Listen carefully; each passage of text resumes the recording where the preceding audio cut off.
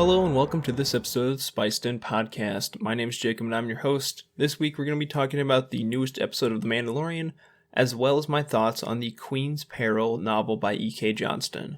To start off with the news, it's going to be very quick because we don't really have a whole lot of news that came out this week. The only real thing that's happening is starting on Tuesday, and that's tomorrow if you're listening to this when it comes out, we will be getting a new book. That is the Empire Strikes Back from a Certain Point of View anthology. So that'll be out on Tuesday. I will get it Tuesday, and hopefully I'll be able to read it in a decent amount of time. You can get a review for you guys soon.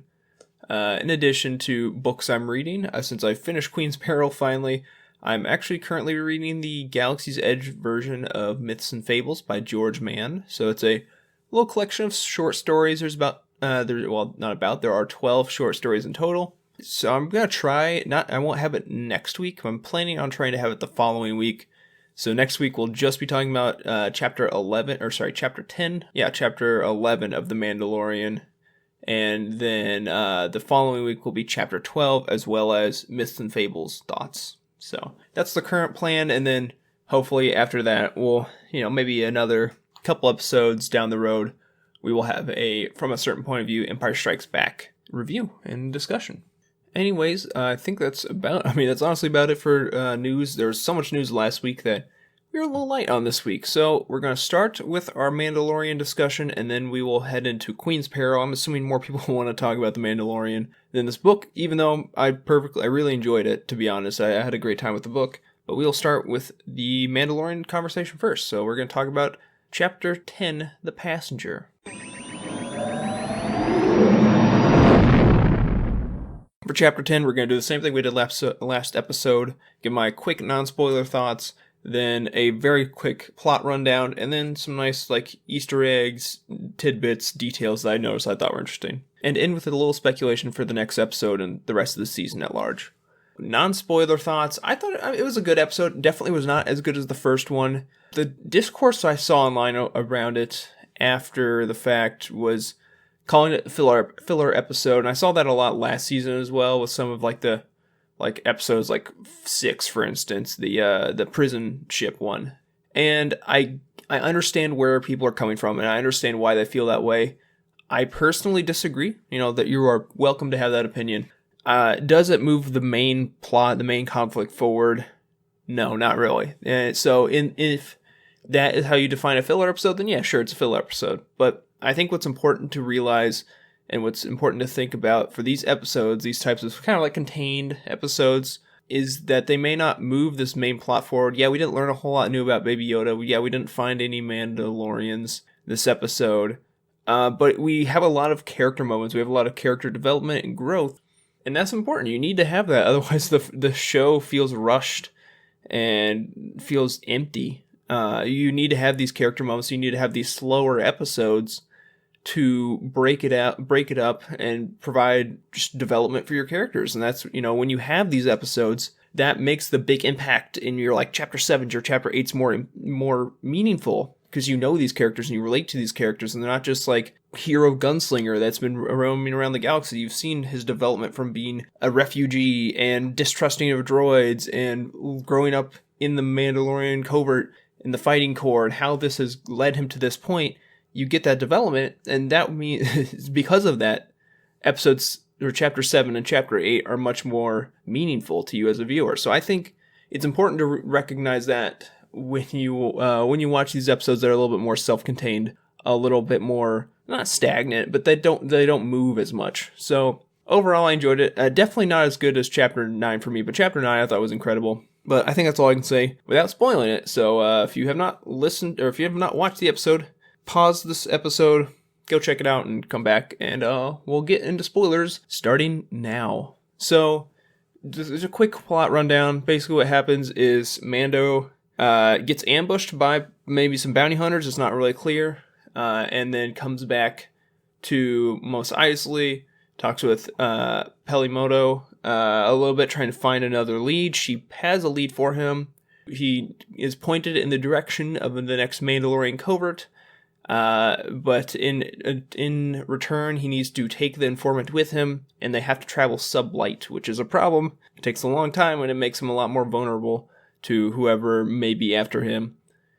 So they head off to this planet, and of course things go wrong. The passenger's there to go meet her husband, and she's a frog. She's like literally called like Frog Lady in the subtitles, and she has to go meet her husband to fertilize her eggs. But they get intercepted by Trapper Wolf and another X-Wing fighter pilot. They crash land on an ice planet, run into some big, scary spider boys, and then have to escape. So, that's the big, broad strokes plot. Let's break it down a little bit more from there and go with our nice fine details. So, the speeder bike ambush, it looked like it was set up by, definitely Nikito was leading it. There's 2 humans and what maybe looked like a Jawa. It's kind of hard to tell. A lot of them had like these, like, I wouldn't call it Mad Max, but they definitely had like metallic, like prosthetic apparatus kind of type stuff on their faces, especially the potential Jawa. So they go after Mando. Of course, he messes them up. Can't be doing that. Can't be threatening Baby Yoda. Can't be taking his armor. Cool thing in the cantina. The director of this was Peyton Reed, who is the director of the Ant-Man movies, and we have Dr. Mandible, who's a giant ant, as a cantina patron. So that's a nice little cool tidbit there. Back to the docking bay, Pelimoto's having her droid Treadwell cook a steak for her from the Crate Dragon, and is cooking it with a pod racer engine that she was working on in the last chapter. She mentioned directly that it's another covert. So what I was saying last week about it seeming like there's different cells of Mandalorians around, it's that whole kind of thing I talked about. If you didn't listen to my last episode, I would definitely go back and check that out. We talked a lot about speculation that I think is going to hold true for this series and season. But it's definitely giving more credence to that idea that there are different pockets of Mandalorian cells called coverts around. He asked if it's the one that was on Navarro, and she does not know. But there's one there, and they're headed to the estuary moon of Trask. It's a new planet, and it's in the system of the gas giant Kol Iban. So that is the water planet that is like 95% sure that's the water planet we saw in the trailers. When Mando's being pulled over by Trapper Wolf up in the upper atmosphere, they are asking him to, first have a transponder, which would, make him more vulnerable and more easy to track. And they asked him for a ping as well. And if he didn't comply, they would take him to a New Republic outpost on Adelphi, which I believe that's the first mention of that as well. They end up going after him because of the Prison Break episode in Chapter 6 last season. And they have this awesome moment where they're like, hey, let's go over to Channel 2. They flip over, and then you just see Mando look over, and their S-foils pop out to go into attack position, which is just such a cool visual moment. Here's something kind of weird and crazy that I did not see coming.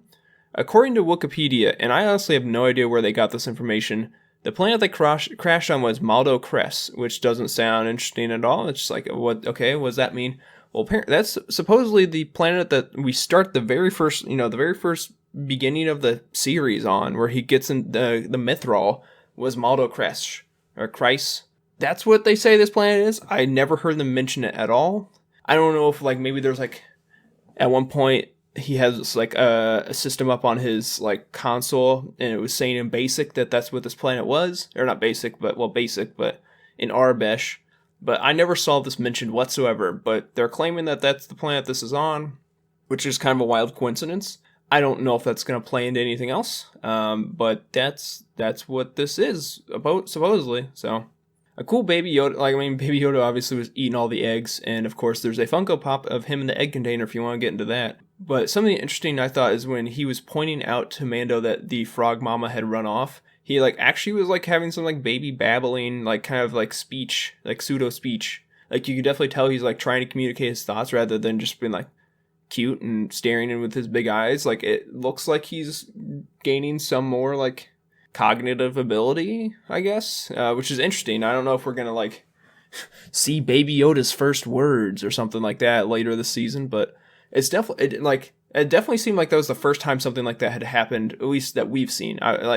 Mando didn't seem caught off guard, so it might have happened off screen, but that seemed new. So we obviously have to talk about the spiders, as much as I don't want to. The spiders, if you are a Rebels fan or a Ralph McQuarrie fan, probably look pretty familiar to you. In Rebels, we had the Krykna, which were based off of Ralph McQuarrie concept art for Dagobah in Empire Strikes Back. These white knobby spiders. They showed up on Atollon or Chopper Base in Rebels, and they were very fearsome in that episode. They weren't like crazy going to murder you. I mean, they would if they could, but they were kind of like, I would describe them as zombies in a way, where they were slow, and if you saw them coming, you could probably get away. It's when you're not like in their den. But the problem was that they were very resilient to blaster bolts, and you like basically the only way you could take them out is if you like shot them in the eye, which were like on the underside of the belly, just like these species of spider. They seem very similar. One thing that people did notice was that the Krykna have 6 legs, and I believe these spiders had 8. And the mouth, the teeth were a little different, and you had this giant, obviously like mother spider. So there's slight differences, and they also, of course, they seemed a lot more susceptible to blaster fire. My gut reaction is that it must be like a subspecies variant to the Krykna. Just like, kind of a just different variety. I think that makes the most sense. They look so visually similar. I obviously think they're different enough that we can say it's a different subspecies or different variant and not discrepancies in design. I think they are distinctively different, I would imagine. I personally did not love seeing spiders, but it wasn't too bad. Like, I think the most gut-wrenching, revolting part of it was when Baby Yoda just tore open that egg sac. Did not love that. I did think that the flame gauntlet moment, like the first one where you see like the kind of like pilot light kind of stick out there, that was super dope. And then another cool moment I thought was of course the Frog Mama pulling it, like having like a little holdout blaster and saving Baby Yoda. I'm describing it as a holdout blaster. I'm not sure if that's what it is entirely accurate, but that's what it seems like. It was super small. And super compact, and probably didn't pack much of a punch, so I'm going with holdout. And of course, we had the rescue of Trapper Wolf and his wingmate, saving Mando from the giant, unidentified spider species, and letting him go based on the account of his good deeds in the prison episode. So he's in trouble for freeing a prisoner, and breaking onto a ship. But he left the other 3 members of the crew there, so they were captured. And he tried to save Lieutenant Dalvin, which is the name for the security officer that was on there, who was played by the voice actor for Clone Wars Anakin. So they're giving him a pass because of that. They fly off to some dope music, and then Mando escapes. His ship is a mech, but he just seals off the cockpit, if you will, and flies them away. And before, the last shot, we see the Razor Crest in crap shape just kind of floating through space as they head on to Trask. And we're going to transition into some speculation, because that is leading to actually quite a bit. That one shot is what's informing most of our speculation. So if you pay attention, that last shot, when it's the landing, or the back doors open, you got some holes on the side, the engines are looking crappy, there's some just like metal panels all over the place kind of peeled up. That is almost identical to the same shot where the very first shot of the trailer for the season 2, where the Razor Crest is limping towards a planet. So I'm like 95% sure that that planet must be, it's a moon, but it's heading towards Trask. Because also in the shot, it's passing over a gas giant, which must be the gas giant Cole Iban. I was really hoping when I did my trailer reaction that it was Yavin 4, but that's very much not the case from what we can see right now. So that must be that. And then the next episode should be taking place on this water planet. So at this point, we pretty much knocked out all of the trailer moments in the first 3 episodes of the series. The only thing we really have left probably is Navarro, which I could see Navarro having at least 2 episodes that take place there. So it's awesome that we've knocked out all these trailer moments so quickly. We're not having many from probably the back half of the season. So yeah, that's probably it next is this water planet. We saw the shot of the Razor Crest in the same condition as right now, heading towards what is likely now Trask. When he's like on the docks at this water planet with all the corn and a few Mon Calamari, we see what is now probably Frog Mama with this egg canister and a similar looking species next to her who is blue. So that's probably her husband. So we got those two going on. So that's probably further confirming that. And this is also the planet that we're led to believe has that Sasha Banks character. So we will hopefully find out who she is, unless it's a tease. Maybe we just like see her like in that one shot, kind of ominously staring by, and she doesn't actually come into play in the next for maybe one more episode or two. So I could see that happening. This is also probably where we're going to get that boat as well. So we have a lot to anticipate for the next episode. So it's exciting. We'll see where we go from there. I am a little sad to find out that ice planet was not Ilum. I was really hoping for that. Basically my two hardcore like speculations from the trailer reaction are now dead. This is not Yavin. That was not Ilum. So that sucks. But hey, I'm still enjoying the season nonetheless. And I think that's all we got to talk about for Mandalorian. Overall, not a bad episode. Nothing special, but enjoyable nonetheless. So now we're going to head into Queen's Peril conversation. So Queen's Peril is both a follow-up and a prequel to the Queen's Shadow book by E.K. Johnston, whereas Queen Shadow talked about the beginning of Padme's time in the Senate, in the Galactic Senate. This is Padme's time in her, as a queen of Naboo, with her the beginning days of her election and going into the invasion by the Trade Federation.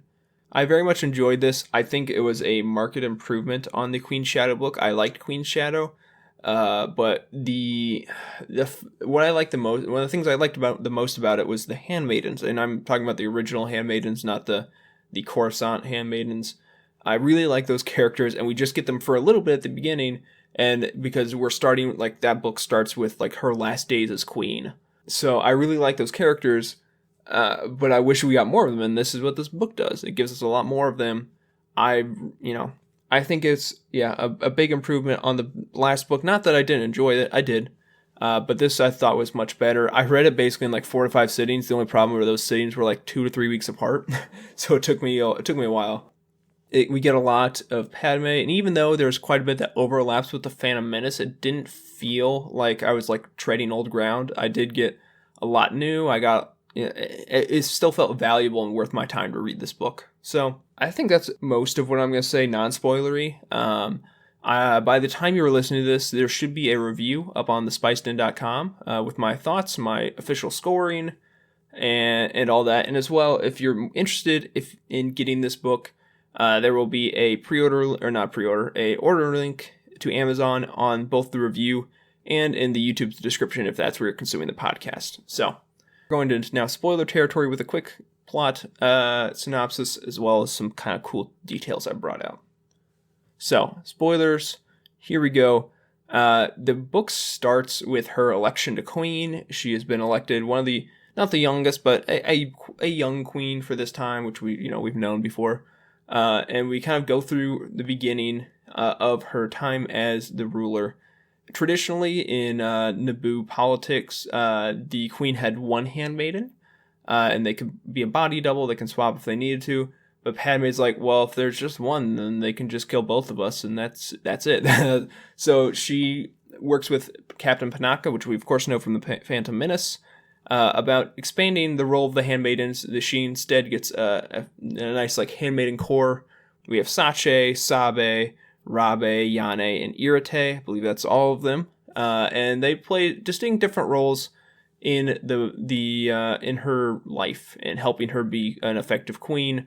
And the cool thing is we get sprinkled throughout these like the kind of flashbacks where Panaka is going to recruit them. Like he meets them all like in the run up of the election and shortly after the election, and tells them how they can he's plucking them from their lives in this world of this planet of like artistry and culture and stuff like that, and taking them from them, willingly, of course. It's not like they're forced into it, but taking them and giving them this opportunity to serve at a different level. Something really great about this book was the use of like vignette, like offshoot chapters, and not even chapters. Some of them, like there were a few that were literal one sentence, like different perspectives, and I think that really enhanced the book. We get lots of different moments that surround the kind of era of the Phantom Menace, whether we're talking with Sidious, or there's a moment with Obi-Wan and Qui-Gon in the Jedi archives. You have a few short Anakin moments. You have some Darth Maul moments. I think those really enhance the overall feel of the book. So anyways, Padme gets all of her handmaids together, and they're trying to, just improve the life of Naboo. The last queen wasn't perfect, but she wasn't the worst. So she gets her handmaids together. They all choose to take names after her, as their names didn't all end in A at one point. They did this in honor of Padme, and to, just be a unified core of handmaidens. I thought some cool, interesting things from early on. This is very timely, even though this book was written before the coronavirus. When some members of her handmaiden group get sick, they wear masks over their face. So a novel idea. But even Nubians know to wear masks when they're sick. Also, this, as far as I'm aware, is the first time menstruation and birth control are mentioned in Star Wars. It makes a lot of sense with, young female, people to have to deal with these things, and it's brought out in a Star Wars book for, as far as I'm aware, the first time ever. Like, even Legends, I don't think probably talked about that. Most of the people seems have some sort of like suppressant, so some basically like birth control pill that will keep them from menstruating much, if at all. But one character does not, so it's something she has to deal with, and it's interesting to see like this like real life thing that half of our world deals with. Just be like, oh yeah, it exists in Star Wars too. We get some cool Darth Maul moments with him meeting with Sidious and figuring out how he's going to interact with the Trade Federation and on being on Naboo. We get a little snippet with Shmi and Anakin of him racing his pod racer before Qui-Gon comes and they do the Boontief Classic. But it was crazy. She's like, I'm like so worried. It's because it's from her perspective. She's so worried and being motherly towards Anakin and this dangerous risk he does of pod racing. And he's in this race and crashes. And it's like, oh man, that's bad. And it's like, they like pull him, they like cart him away on a stretcher. He just like broke both of his legs, like going the wrong direction. And he's like, it's going to be okay, Mom. They'll take care of me. And it's like, what the holy cow? Like obviously Anakin lives a hard life. He's a slave on a desolate desert planet, but like that's like just the kind of like strength that requires both like mentally and physically for like a 9-year-old is wild. Just insane. Where his mom's worried, but he's like, yep, just broke my legs. It's gonna be fine. Another cool thing we see is in the Phantom Menace when they break back into the throne room, Padme whips some blasters outside of her throne, out of like the literal throne, and that was Panaka's idea. So he's very particular and very protective in this entire book, and there's kind of like this back and forth, like ebb and flow between the two of them, between being protective and allowing her to live her life and rule effectively. But he has the blasters added to the throne, and that's kind of like a concession they make for him. One thing that Padme has to deal with is food on Naboo is not as plentiful as it needs to be, so she starts to try and negotiate with some of the other planets in her sector. That's the Chamel sector. So she calls a summit. This is something that's not traditionally done in politics at this era in this part of the galaxy, because Naboo is kind of, it seems like a snobby kind of place. It's so focused on art and politics and culture, and a lot of these other planets in the region are more practical, like just trying to, like the working class planets, just trying to survive and live their lives. And Padme calls them all to a summit on Naboo to try and unify them and see if we can get some inter-sector trade going on, which of course is going to be a problem for the Trade Federation, who's trying to get hyperspace routes through there, and just, the big corporate Trade Federation is not going to be happy with that. But they have this summit there. It seems productive. Naboo's trying to be more willing to not be snobs to these other planets and try and work with them so that they can have a relationship that's all mutually beneficial. So it looks to be going great.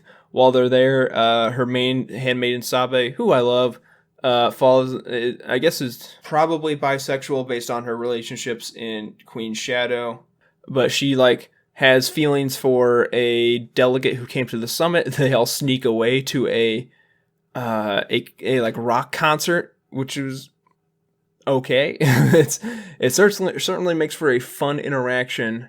It's like the band's called like Neurotransmitter or something. It's very Star Wars name. It's like Neurotransmitter Affliction or something like that. Sounds like a 90s punk band in Star Wars. But yeah, anyways, the summit seems to go good. It looks like we're gonna have some better relationships between all these planets when they all head out. Like they literally, the second they all leave, the Trade Federation swoops in. It's like, we coming for you now. Sign this treaty, or else you're gonna sign this treaty. We quickly realize, like, yeah, this is bad. Padme is whisked away with most of her handmaidens to escape as the invasion forces come in. We've seen this before in Star Wars, in The Phantom Menace, of course. And this is kind of where, like, I stopped taking notes because, like, it's a lot of The Phantom Menace, to be honest. But that doesn't, like, I still enjoyed it because we see different sides of things that we didn't see before. But it's not like this is where the, like, brand new story kind of takes a dip, and then it's becoming more adaptation and expansion. But while most of the handmaidens head out with Padme, Sache and Yane stay behind with Governor Bibble, and they are all sent to it. Well, Bibble's not, but the two of them are sent to a prison camp along with Panaka's wife, as well as Captain Tonra, who becomes important in Queen's Shadow. Or so I think it's Sergeant Tonra. But anyways, there's a cool cutaway to Palpatine, like in his office, just like it just shows his like endless ambition because he's talking about his office is not great at this point. He's still senator, but it has a nice view of the skyline. But luckily, he can't see the Jedi Temple from his office. And he's just like looking at art, and he's like talking about how, you know, his office can't fit all of this, but he like has a collection and like a private storage locker with some art pieces. And he's just like dreaming of the day where he can become chancellor, where he will have an office to fit all this stuff, and he can. It's just like it exudes ambition and the Sith, like that Sith mindset. Another really cool cutaway was Maul on Naboo. It was like he basically is like stalking the castle and looking for the palace and looking for how he's gonna plan out his fight with Obi-Wan and Qui-Gon. He's like, well, it's 2-on-1, so I need like we're going for like long corridors. I can run away. I can kind of mess with them.